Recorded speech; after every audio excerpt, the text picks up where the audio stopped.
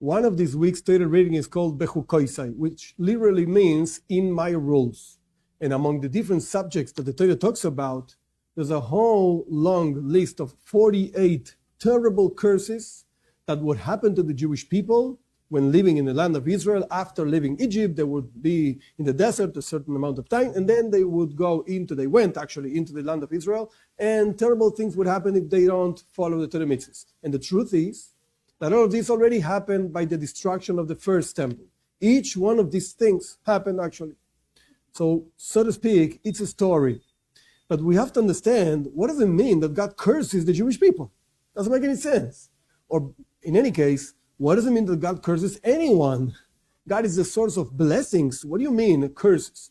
You could answer that actually there's a whole system of reward and punishment. If you behave nice, God gives you a reward. If you don't behave nice, God punishes you and so on.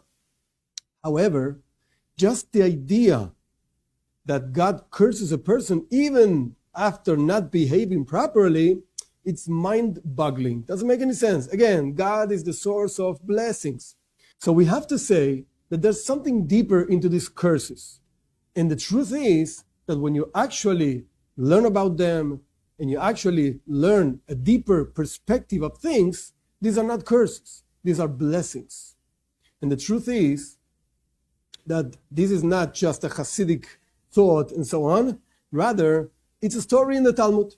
So I'll read to you the story very basically. Rabbi Shimon ben Yochai had a son, Rabbi Elazar. And one day, Rabbi Shimon sent his son to two rabbis to receive blessings from the rabbis. So Rabbi Elazar did what his father said, and he went to the rabbis. And the rabbis asked him, what do you want? What do you need here?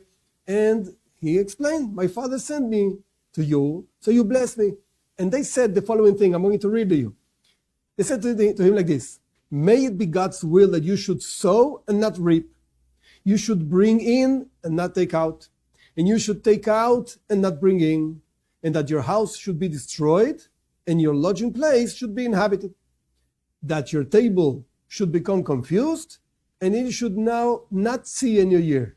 That's what the rabbi said. So Rabbi Elazar went back to his father, and the father asked him, no, what did they tell you? And Rabbi Elazar was scared. They told me this and that, all kinds of curses. And Rabbi Shimon told him, look, the truth is, these are all blessings. These are not curses. And Rabbi Shimon explained each one of them. He said like this, you should sow and not reap. That means you should bear sons, and they should not die. You should sow and not reap. And when they said that you should bring in and not take out, that you should bring brides for your sons, and your sons should not die. And when they said you should take out and not take in, you should have daughters, and their husbands should not die. And therefore the daughters return to you, like take in. The daughters return to the father's house.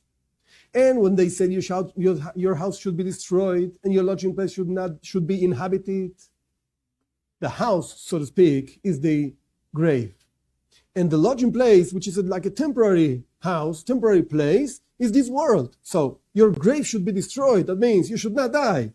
And your temporary place should be inhabited. You should live long years. Basically, that's what it means. And when they say that your table should be confused, all full of sons and daughters. So everybody's making noise and so on. And when they say that you should not see a new year, that means your wife should not die.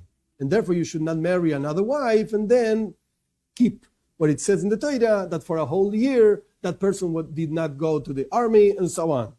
This is how Rabbi Shimon explained to his son the quote-unquote blessings, curses that he received. Now, question is, why did these rabbis explain and tell this Rabbi Elazar such quote-unquote blessings? Why didn't just say like blessings? You should have children and so on.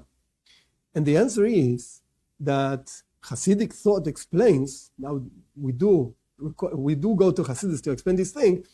Hasidic thought explains that real blessings come from a very, very lofty and high spiritual place, in such a way that when it comes down into this world, it looks like curses.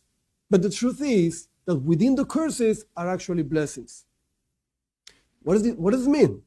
And the idea is, at least one of the explanations is, that when a person has tests, challenges in life, he should know that these challenges and difficulties are there for you to bring out your best within you and actually use it to realize your own potential. And again, these challenges, difficulties, quote unquote, curses are not really bad things in the life of a person. Rather, are things that take the person to the next level. If a person just remains in one level for the whole life, the truth is you might be, quote unquote, okay, fine, but you're not growing. And the fact that you're not growing, actually, that shows that you're actually going down. There's no such a thing as remaining in one single place for the whole life. The fact of remaining in one place means that you're actually going down. Why? Because every single day you should be closer to God. God is infinite, so you always can be closer to God. And if you're not doing it, you're actually getting further and further from God. And what you're expected to do, you're not doing it. So you're going back. You're not realizing your potential. That's why Rabbi Shimon explained to his son, these are great blessings. Now, the fact that this story actually happened with Rabbi Shimon and his son is not just another rabbi, whatever, something happened. No. Rabbi Shimon is one of the greatest sources of the mystical part of the Torah, the secrets of the Torah. And that's why this story between the curses and blessings that are actually blessings happened actually with Rabbi Shimon. Why? Because Rabbi Shimon was able to see within the physical reality what's actually behind it. And what's actually the source, spiritual source of this whole thing. And every single person that learns actually the mystical part of the Torah, which today is expressed in Hasidus, that brings down very lofty and abstract concepts into practical life, when a person is connected to Hasidus, a person actually can see, so to speak, and can at least understand, even though it's difficult to go through the challenges, but at least you can understand that there's something deeper into this. And after all, God is the source of all blessings. And we should merit to not just have to see the curses and think about the blessings, rather see the blessings with our physical eyes, as it's written that when Mashiach will come, our eyes will see godliness.